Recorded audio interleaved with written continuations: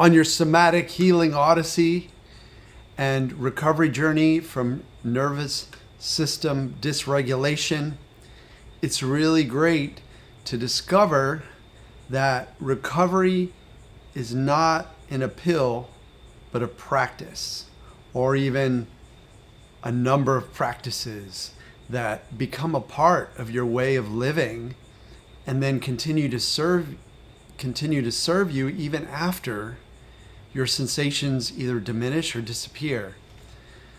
So I'll get into that in a minute, but first let me introduce myself. I'm Healing Wolf, a professional chronic pain, anxiety, panic, trauma, fibromyalgia, obesity, grief coach. I deal with any neuroplastic sensations that are coming from unconscious mind to protect you, to give you extra caution, alertness, strength, energy. These sensations are really benign, but they can make it feel like your nervous system is hypersensitive, and they can make your life very uncomfortable because if you judge the sensations as being negative, they can lead to psychological symptoms, if you will. It's catastrophization, despair, depression, and so on. Even depression is actually a neuroplastic sensation, but they kind of all come together in a group. I had a whole bunch of different sensations on my recovery journey. I was bedbound, I had panic attacks, had my first panic attack in the shower, which led to a lot of panic attacks, and then panic attacks when I would lay down to sleep. And the chronic pain was unbelievable, off the charts. One doctor told me that it was like having an amputation or a childbirth all day, according to the pain scales, the McGill pain scale. So anyway, I'm here to help you and to help my clients navigate a treacherous ocean that also has its benefits. So my job is not just to get you across that ocean so that your sensations fade, but also to transform your mind so you're able to handle this human existence. And when I say recovery is not in a pill, but a practice, I mean that when you try to medicate it, when you try to treat it with physical treatments, what happens is unconscious mind sees you trying to stop it, trying to pop pills and stop it, and thinks that it really must be a problem or a threat that's present. Even though you're just responding by taking the pill, you might be just responding to the sensation and not what unconscious mind is afraid of. Unconscious mind is trying to protect you from something. We can't always know what that is. Sometimes we can take a guess. Could be childhood trauma, could be a traumatic accident that happened, could be just a pattern of movement that it decided wasn't good for you to do. So we're going to unwind all that with practices. And the practices can be very unique. They can be unique to you.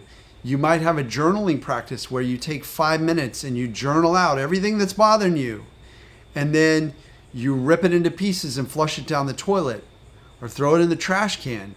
I find that to be helpful. I did it on my journey some, and there's a lot of research showing it's helpful. You might have a practice of laughing for a minute when you feel like sensations are demanding your attention. You sit with them for a minute, you set a timer, and you laugh. You look at them and you laugh. You call them little names. I have a glide technique, which is a practice. I have breathwork techniques, which are practices. I have exercise snacks, which are practices. I have meditation, which is a practice. These are all practices intended to create a different mind. You're rewiring on a biological level. You're rewiring your mind. You're rewiring your brain, but on a psychological level, you're teaching your mind that you're okay, that you're good, that you're going to survive, that you did survive whatever you did.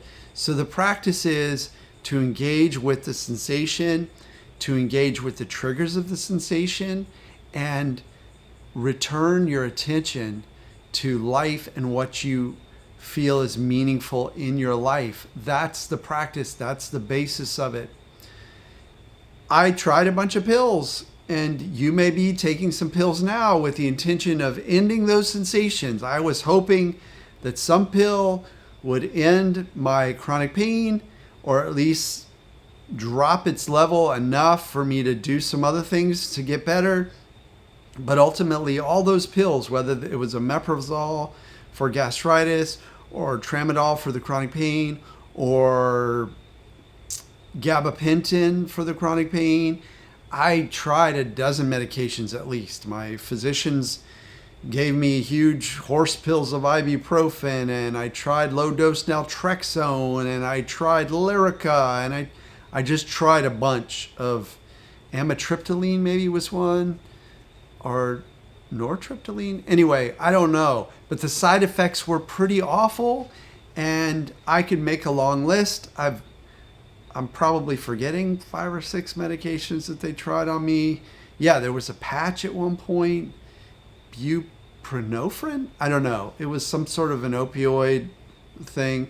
And I'll tell you what, recovery is not about a pill or a patch.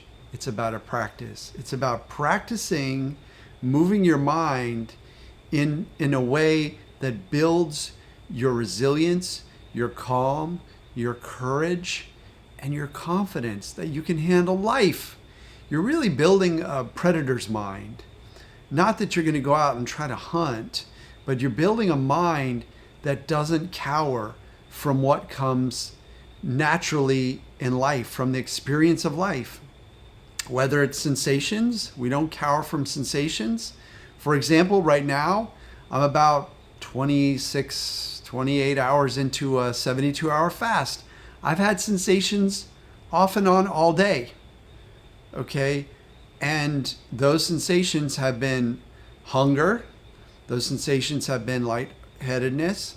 Those sensations have been intended by unconscious mind to get me back to a place where it's sure I'm going to survive. It's a little worried. Consciously, I'm not worried about it. I've done these long fasts before. I know they're good for me. I'm generating stem cells. I'm going through a process of autophagy. I'm waking up genes that wouldn't wake up otherwise. I'm rejuvenating my body, and my mind is clear. I'm burning ketones, but my unconscious still wants me to eat, because if I eat, even if I store extra fat on my body, unconscious thinks he's going to survive today with that fat. Unconscious isn't thinking about health issues 10 years from now or 20 years from now. That's not the way it thinks. It's thinking immediate survival. And sometimes it's reading the past, like it's reading a trauma, it's reading a childhood where sometimes I didn't have enough to eat. True. Sometimes I didn't have enough to eat. Just happened. Went through divorce. My mom was struggling. We were living in a rough little house. It was collapsing. And maybe I was hungry sometimes. My mom did her best, but maybe I was hungry sometimes. So I'm getting hunger sensations, even though I know this is a good thing to do, fasting.